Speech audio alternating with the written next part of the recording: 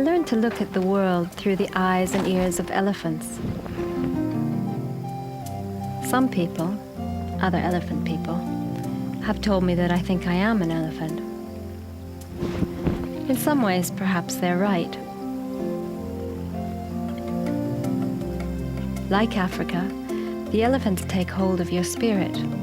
They can possess you and persuade you to look at the world in a different light.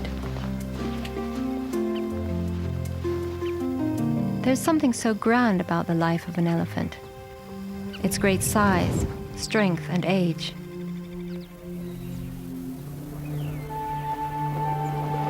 Elephants have so many of the qualities we like best about ourselves.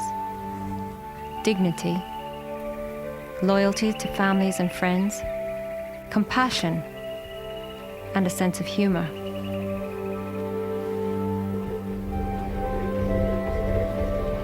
Biologist Joyce Poole has taken a journey without maps into the heart of the African elephant.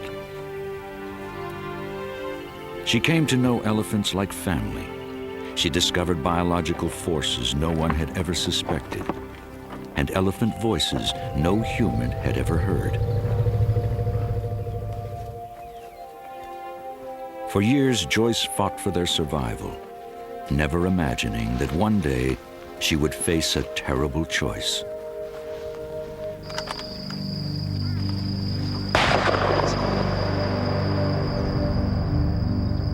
Joyce Poole would have to give the order to kill elephants.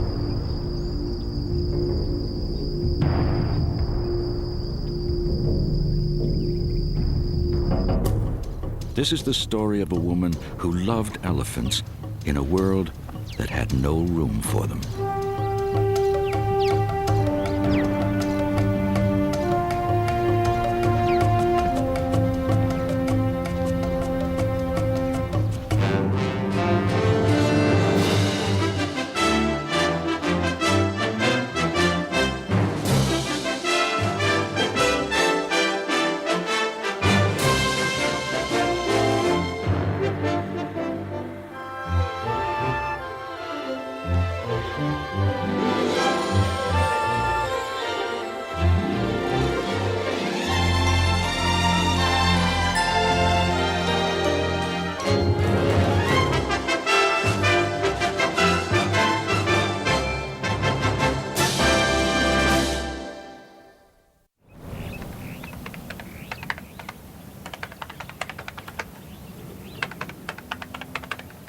Looking back at how it all began, it seems as if Africa has always been my home. Joyce Poole's family came to Kenya in the 1960s when her father worked for the Peace Corps. She grew up in Africa. The family loved wild places and often camped in Kenya's Amboseli National Park. I saw my first elephant as a child of 7, a huge bull in Amboseli. And I remember asking my father what would happen if he charged the car. And as my father said, he'll squash the car down to the size of a pea pod. He came.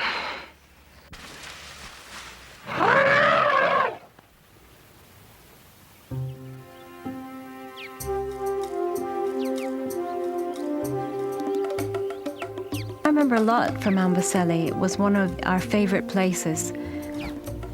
But I remember most the elephants.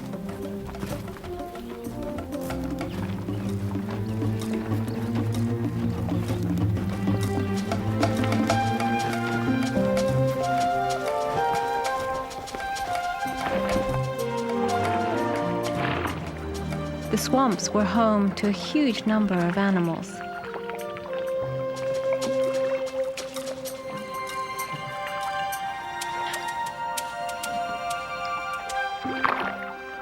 But it was always the elephants that captured my imagination.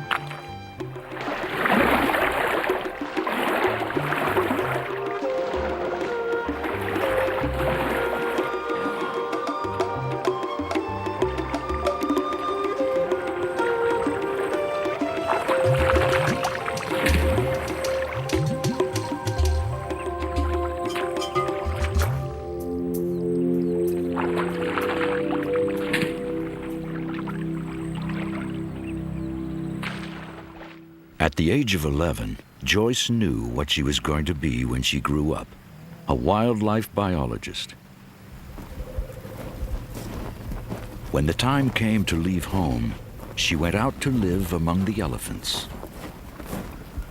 Her journey would soon change the way the rest of the world thought about elephants. But in time, it would change Joyce too, and turn all her dreams for the elephants into dust. It began in the shadow of Kilimanjaro on the Kenya border. Her new home was Amboseli National Park, where she had first encountered elephants. What was that? Was he... 4, that would have been No, that's not 72, right? 73. Her mentor was Cynthia Moss, who had already embarked on the most comprehensive study of elephant society ever attempted. Using a photo book with pictures of the elephants in Amboseli, See, they go around in Cynthia taught Joyce how to identify individuals. Tuskis. Just keep your eye on Tuskis. Now look, here in this picture, you would say M57 was older than M22 because of the angle Yes, of his yes, head, and yet yes. he's much younger. Yeah. The elephants also got to know the researchers. Babies played in camp as if under the watchful eye of their own aunts. Smell that.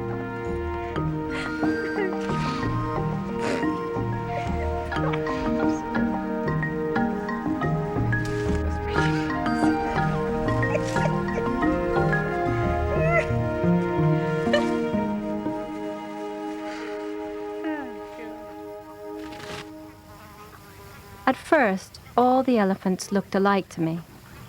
Large and grey with big ears. But Cynthia taught me how different each elephant really was. Elvira. Esmeralda was born in 1948. Joyce gradually learned to recognize individuals by their familiar features. V was named for the V notches in her ears. Tuskless had no ivory. Joyce was particularly fond of Jezebel, a noble old matriarch with one tusk pointing skyward and the other straight ahead.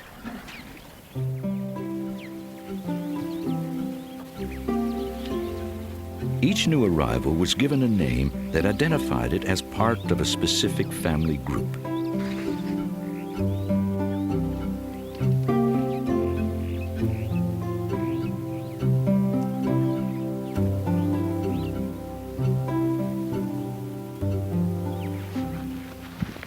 Cynthia Moss's work was already revealing that elephant families formed an unusually complex society, dominated by females.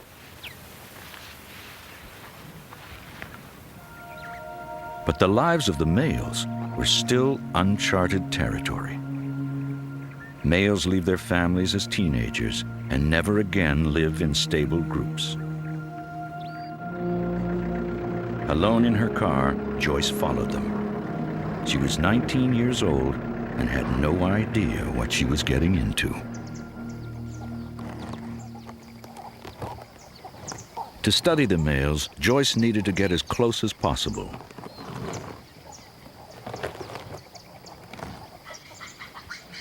But the shadow of a bull elephant was a perilous place to be. A male that seemed placid could easily turn around and impale her car on his tusks. When I first started studying the males, there were many times when I had elephants corner me, tower over the car, and I thought it was all over.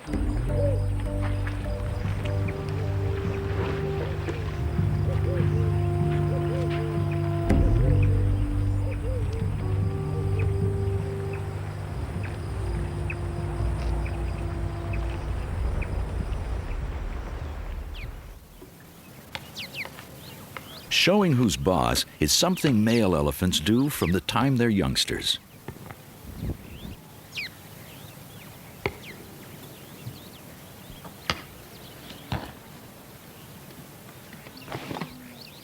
Most fights aren't dangerous. Size normally dictates rank, and every male already knows where he fits in the social hierarchy. But every once in a while, fights turn deadly serious. What was it that changed all the rules? Joyce noticed several older males dribbling gallons of urine. Glandular secretions darkened the skin behind their eyes as if with tears. She saw one elephant who also seemed to be suffering from a fungal infection. She'd never seen it before, so she named him Green Penis. But then other males turned up in the same curious condition. Joyce soon realized there was a pattern. Each male had his own time of year when the symptoms appeared, and it appeared at the same time every year.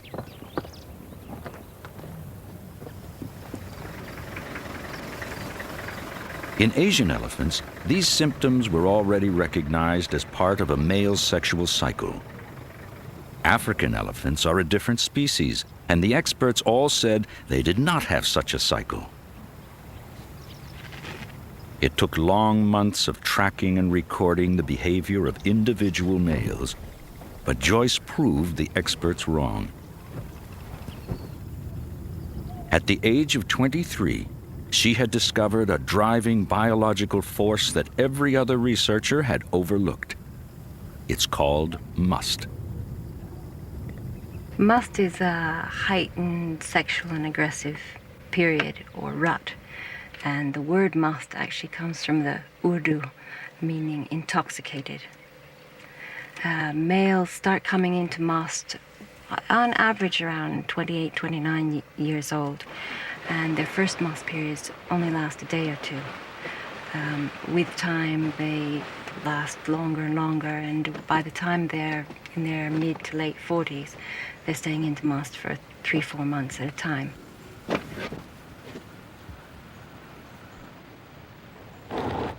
How do you study 6 tons of intoxicated male? It takes art as well as science. They're predictably aggressive when they're in must. And even though you feel you know an animal 100%, when they're towering over the car and starting to put their tusk on the bonnet, you don't feel quite so sure of yourself.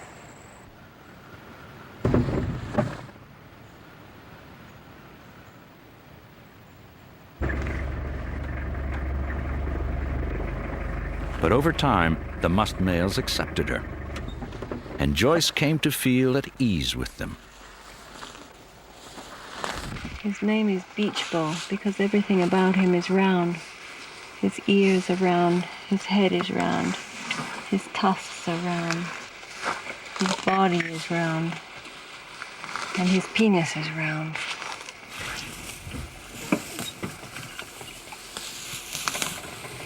Yeah, Beach Ball. You be nice. You be nice. I hear you've been misbehaving out at headquarters. Knocking down fences and gates. You be careful with my car, I've just fixed it.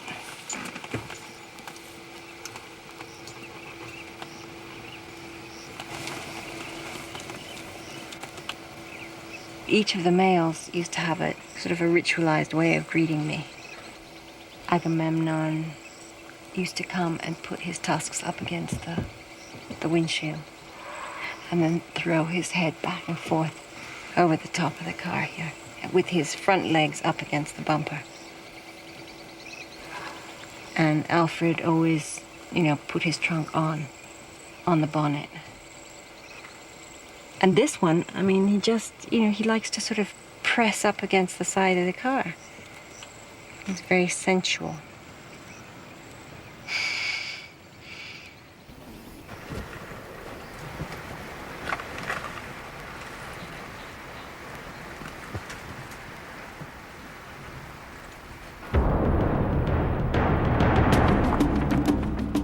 The old stories of aggressive behavior by rogue elephants suddenly made sense. Males in must can be hostile, but mainly to each other.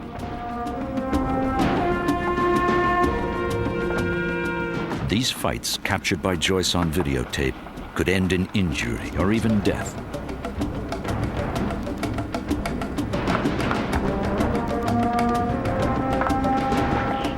Who wins?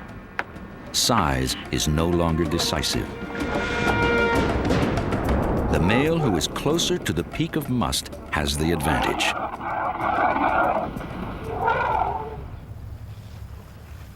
What they are fighting for is the right to mate with a female at the height of her cycle.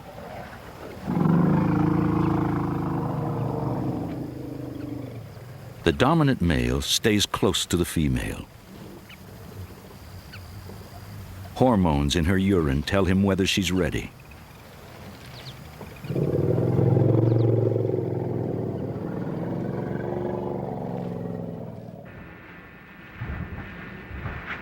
When the time is right, they mate frequently, while her family surrounds them.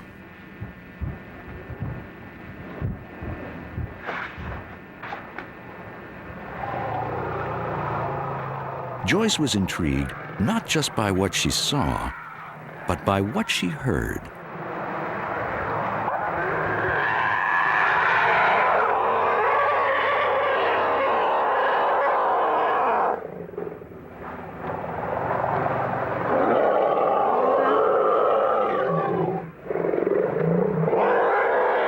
She dubbed it the mating pandemonium, a sound heard at no other time.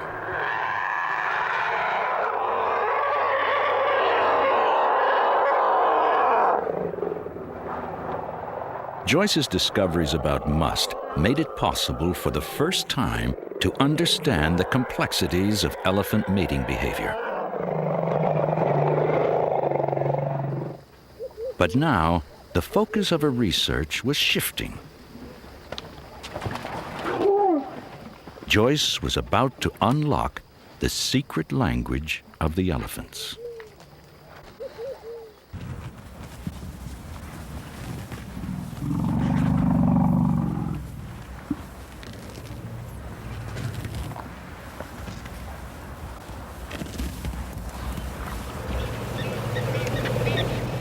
The language of elephants was a complete enigma.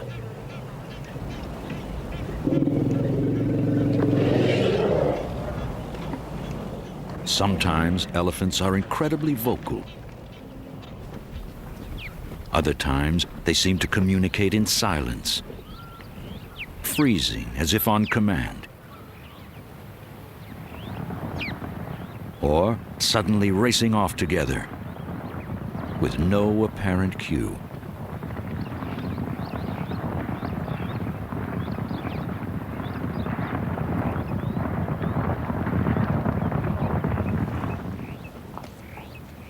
Even a charging musk male barely made a sound. I kept hearing a sound like, you know, if you take a thick piece of cardboard and you go whop, whop, whop with it. And they were flapping their ears in a certain way. So I thought this sound was the ear flapping, and it was a threat to me. And then I realized afterwards that, in fact, it was a vocalization that was being made, and the ear flapping was just in association with it. In the mid-1980s, Joyce collaborated with Catherine Payne, an expert on whale songs. Together, they were determined to uncover the secrets of elephant communication. We began making tape recordings of the elephants. It turned out that we were only hearing part of what they said. The rest was at a frequency too low for us to hear. Sonograms revealed that humans miss 2/3 of elephant conversation. Like whales, elephants were using a language that was mostly below the range of human hearing.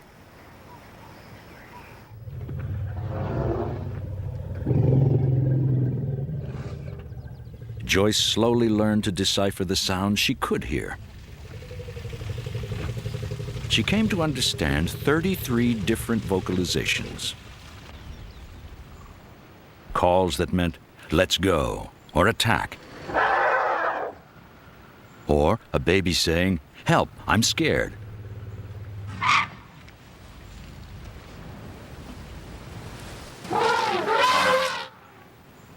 Females comforted their young with rumbles that were as specific as saying, it's okay, we're here.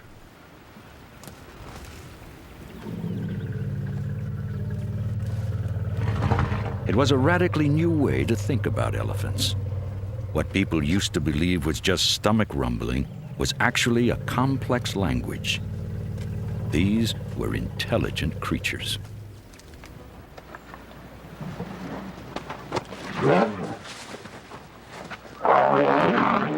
Now that she knew what the elephants were saying, Joyce knew when to be afraid and when it was just play. Even when to talk back.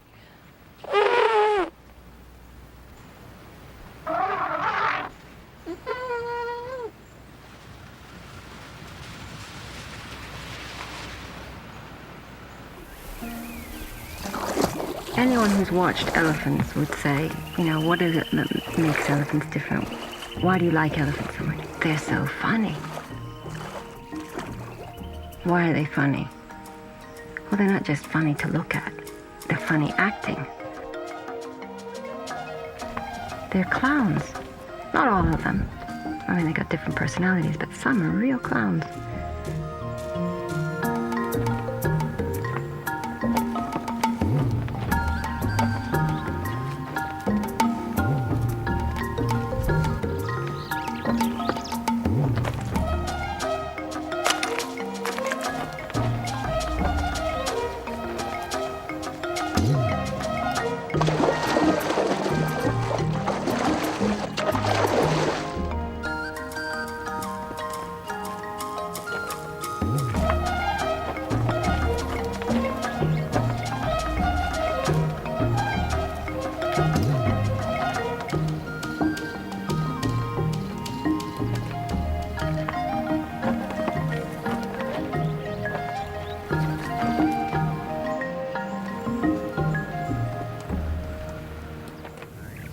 Joyce believed that elephants had emotions, a whole range of feelings, from joy to grief.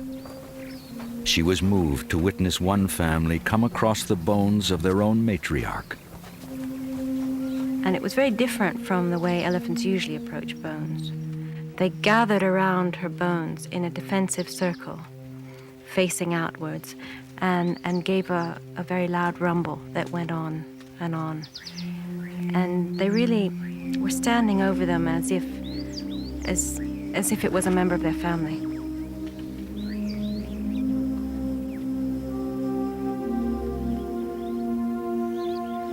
This whole just turning the bones over ever so slowly and gently and, feeling every little crevice.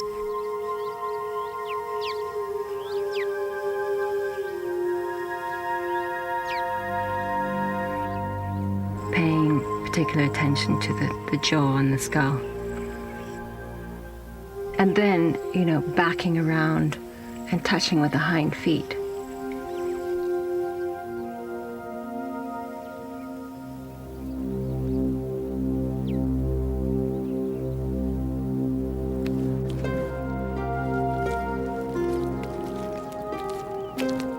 Joyce witnessed the death of many elephants, but the loss of one of her favorites was especially painful. It was the elderly matriarch, Jezebel.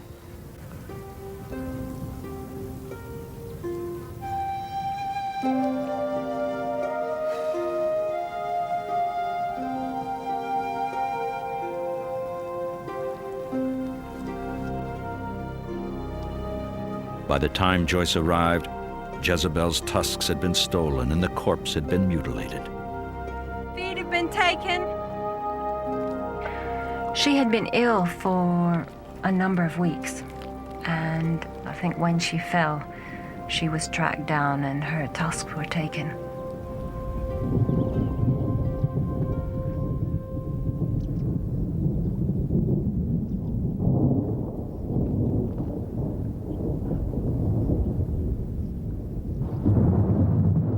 The 1980s were ominous times for elephants.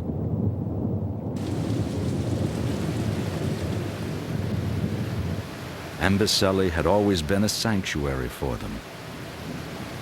But throughout the rest of Africa, elephants were being slaughtered for their ivory.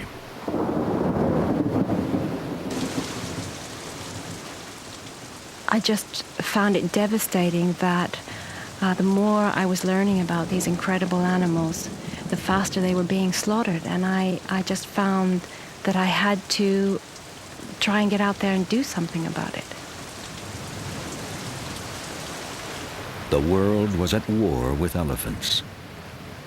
For Joyce Poole, it was time to join the battle to save them.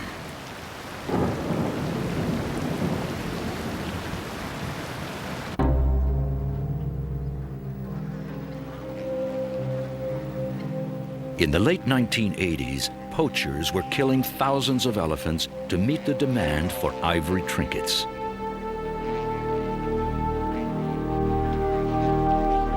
They targeted the males for their heavier tusks and hacked the ivory from their faces with machetes.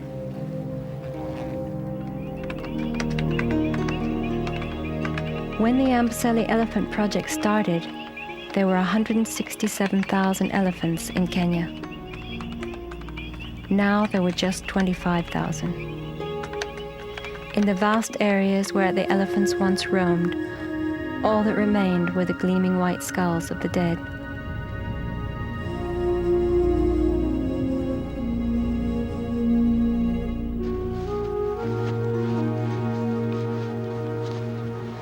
The social structure of the elephants was on the brink of collapse. Almost all the breeding males were gone, and many family units consisted entirely of orphans.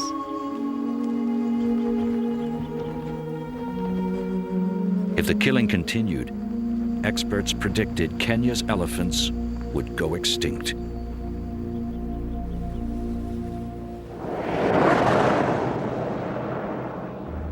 To save the country's wildlife, the government turned to Richard Leakey, a third-generation Kenyan who was already famous as a paleontologist.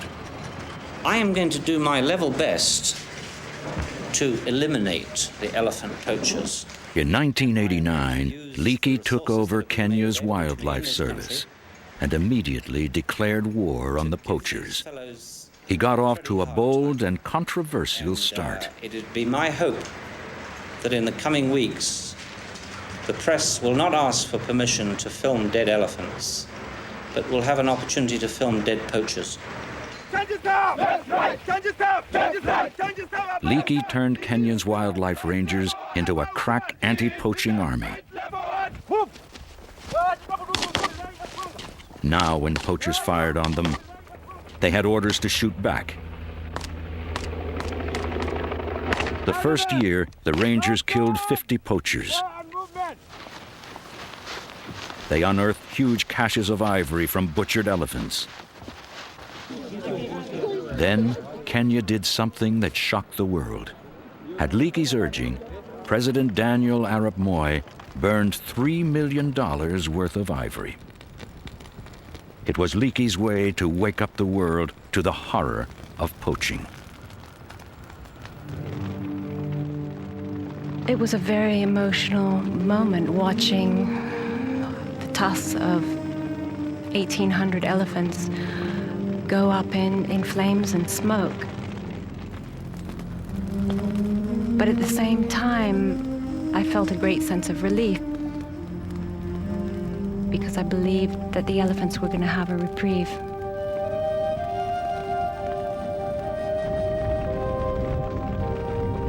A few months later, the nations of the world banned all trade in ivory, with dramatic results.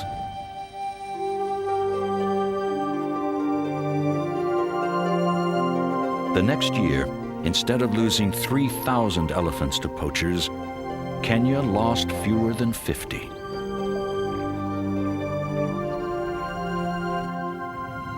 But like any war-ravaged society, the elephants would need decades to recover. They weren't going to get that time. In the very years the elephant population was being decimated, Kenya's human population had doubled. People and elephants were both hungry for the same land.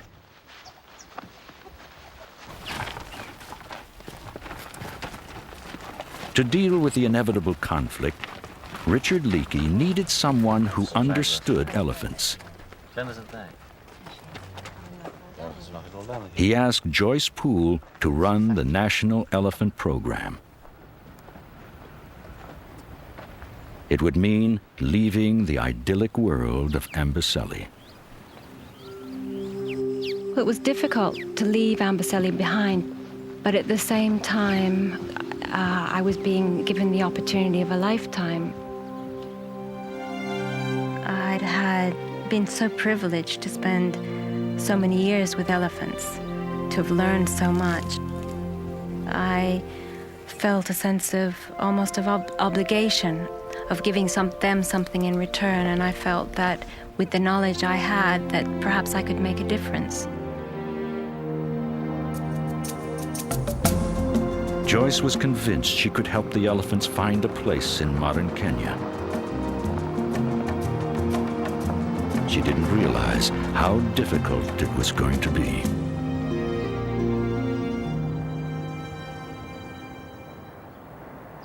Joyce Poole had now entered the very heart of the conflict over elephants.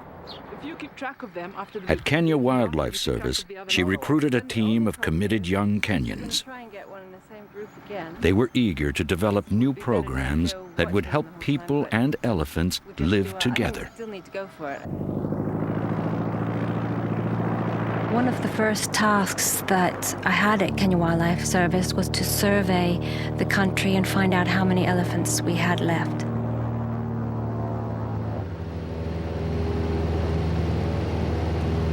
I would have loved for them to have been able to return to their old haunts, but there just wasn't the space anymore.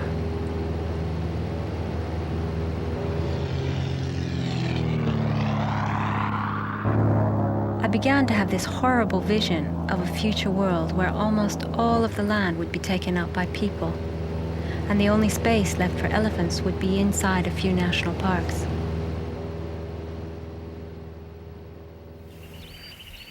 Other African nations had already confined their elephants to national parks. Joyce hoped that would never happen in Kenya. She knew it would ultimately mean controlling the elephant population. Elephants need space. An adult eats 300 pounds of vegetation a day. As the population grows, elephants can have a devastating effect on park habitat.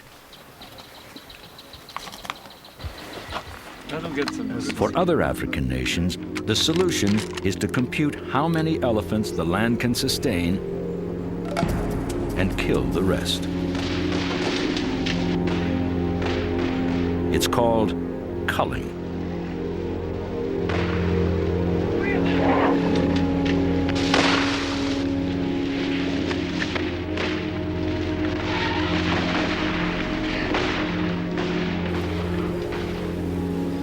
I think culling is totally unethical. I think it's barbaric.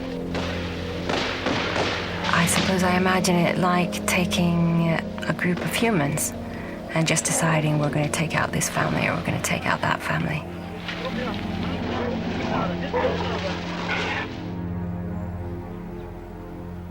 Joyce believed she could avoid culling in Kenya. But now there was a new problem. Elephants were beginning to move out of the parks. And when they did, tragedy was waiting. The elephants could no longer go back to their old migratory routes. Settlers had planted crops everywhere. families had staked their entire lives on what had once been prime elephant habitat. The elephants were just going back to their old haunts, but from the settlers' viewpoint, they were out of control. The radio messages came in from the stations almost every day. Elephants were on the rampage. They were eating their way through cornfields. They were knocking down houses, and they were trampling people to death. Joyce knew she had to keep people and elephants apart, and it was a matter of life and death on both sides. She tried to protect vulnerable farms with electric fences.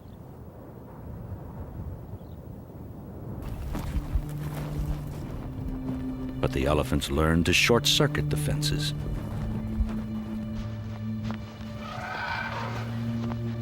Elephants broke in through here last night and went out into the shambas out here. Probably one of the bulls was in charge of this, and he must have broken and they went out. Every day we have to keep repairing after every breakage, and this is taking up resources. The elephants were always one step ahead. Under cover of dark, they constantly found new ways to get through to the farms. In one night, an elephant could destroy a family's entire food supply for the year. If you could imagine having to defend your entire livelihood from some enormous beast that came in the middle of the night and weighed close to 100 times what you weigh. You can't see it. All you have is a small torch. And this beast, this monster, can track you down, can smell exactly where you are, can listen and know exactly where you are, and you can't see it. It can crush you in a matter of seconds. That's what so many people across Africa are up against. When the elephants come, the farmers have only rocks, sticks, and the sound of their own voices to defend their crops.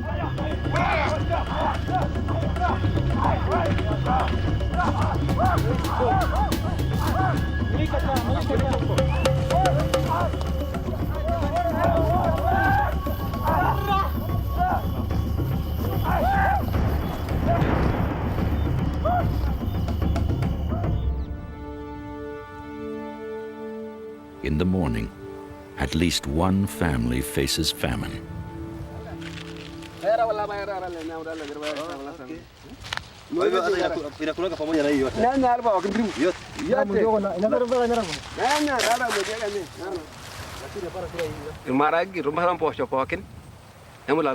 As you can see for yourself, I have nothing left for my family.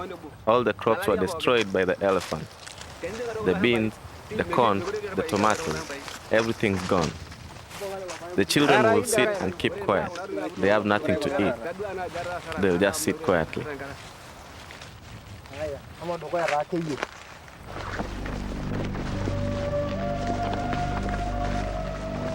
The close contact between people and elephants sometimes ended horribly. Many people are killed in Kenya every year by elephants. It's somewhere probably between 40 and 50 people a year. Some areas are worse than others. I don't think that in most cases, I think that the elephant didn't intend to kill the person. But in some cases, they've definitely gone out, tracked down the person, and kneeled on them, which is usually the way an elephant will kill someone.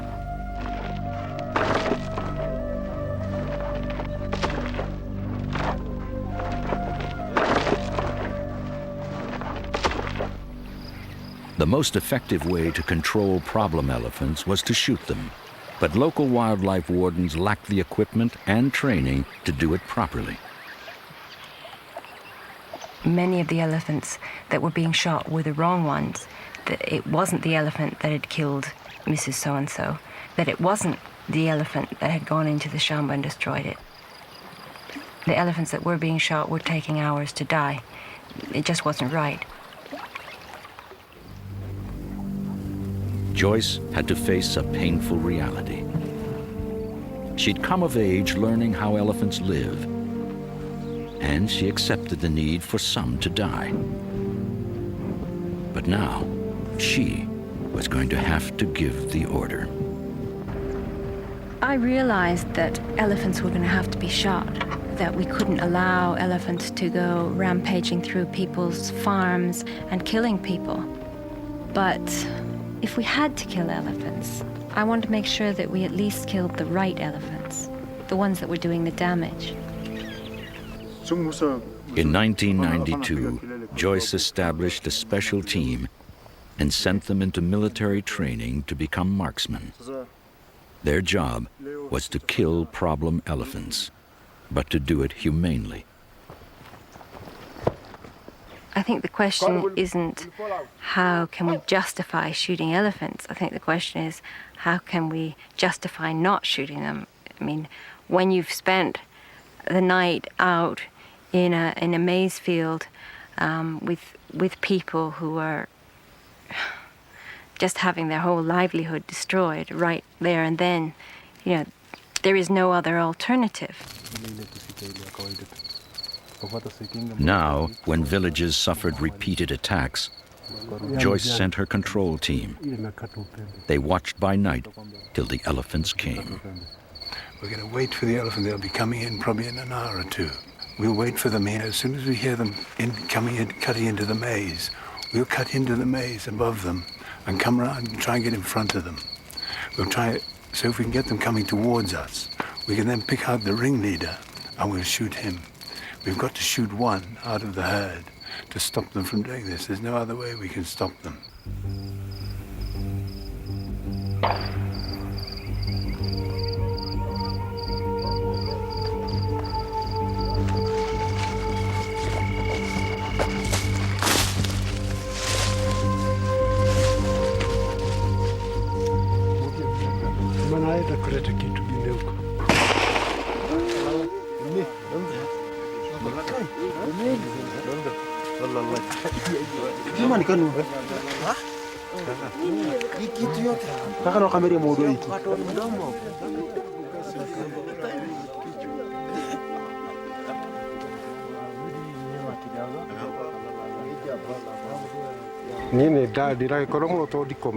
I'm so happy now that this animal is dead. I've been up every night, waiting and looking after my crops.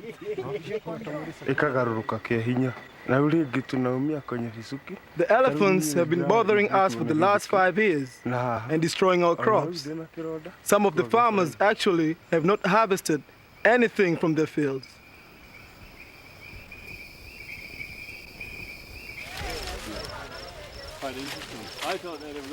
For now, this village's cornfields were safe. The killing of one elephant should keep the others away. Tonight, the crops would not have to be guarded. But what about all the other villages? In 1993 alone, I gave the order to shoot 57 problem elephants. Each decision was difficult, but I knew it was the right thing to do.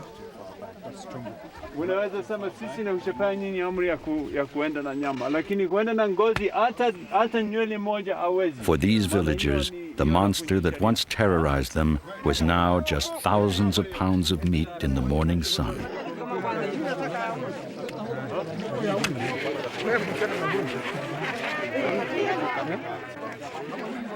Today, it would feed their families.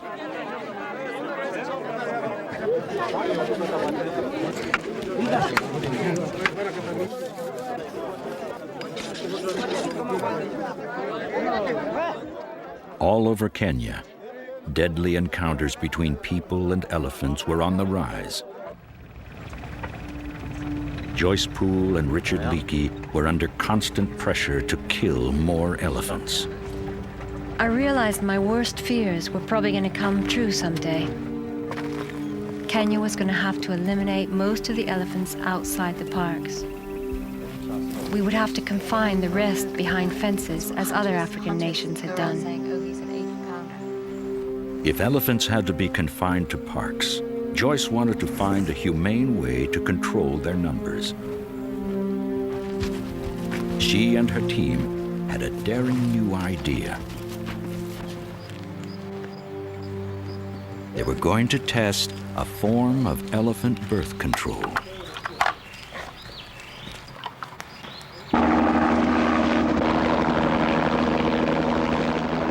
Make sure you don't let them go back across the river. Joyce, you know, the temperature's very hot and we're meant to have... Critics ridiculed the whole plan, but Leakey gave her the go-ahead. For the test, Joyce relies on exactly the sort of detailed knowledge of individual elephants that has always been her specialty. Just bring him over here. They are looking for a female who already has a baby, so they can be certain she's not pregnant. Are you sure that group had 21 individuals? The marksman brings her down with a tranquilizer dart. Once again, Joyce is defying the experts. But this might be a way for elephants to survive in the crowded world of modern Africa.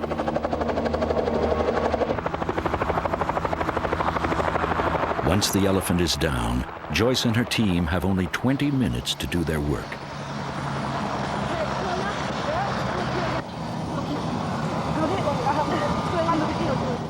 They inject the elephant with an experimental contraceptive vaccine, which should sterilize her.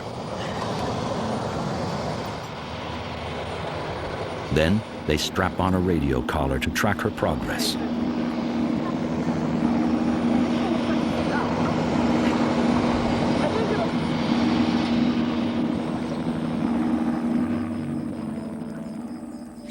Joyce believes birth control for elephants may mean hope for the future, but it will take years to prove that the contraceptive works.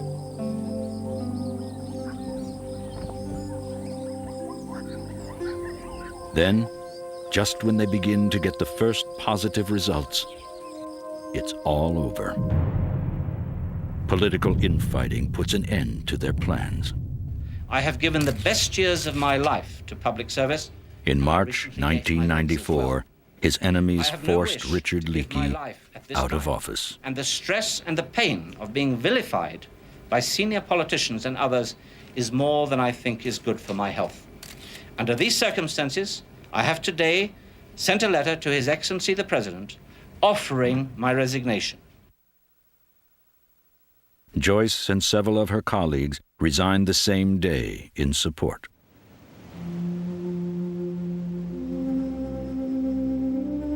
What was so devastating about it was that KWS had had such successes, and my own program, we had built up such an extraordinary team, and we had really done so much, and I feel that people knew that. People were on our side. Yes, they wanted us to do more, but they realized we were doing the best we could. And all of a sudden, Richard is forced to resign. And everything is just left in limbo.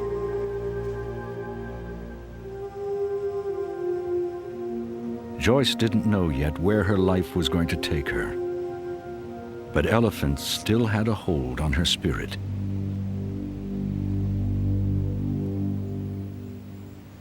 She went back to visit Amboseli. She now had a daughter named Selingay. Joyce wanted to introduce her child to her old friends.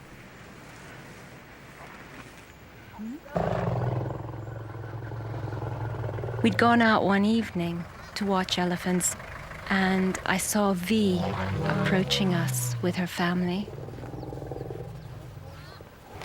And then an extraordinary thing happened.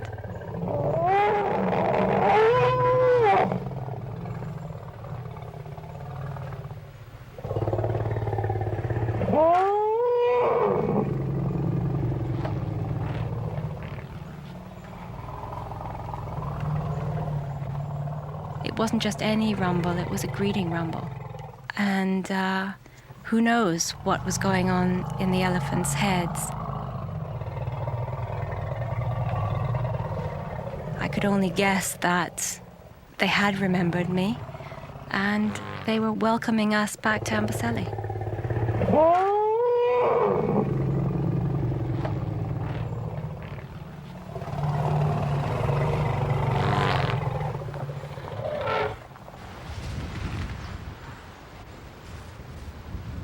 For a few days, Joyce blended in with the familiar camp routine.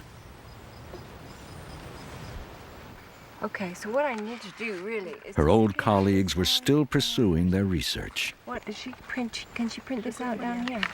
58. Elephants would always be part of Joyce's life. And you But found back in something. Nairobi, someone else was going to have to make the hard choices about their future.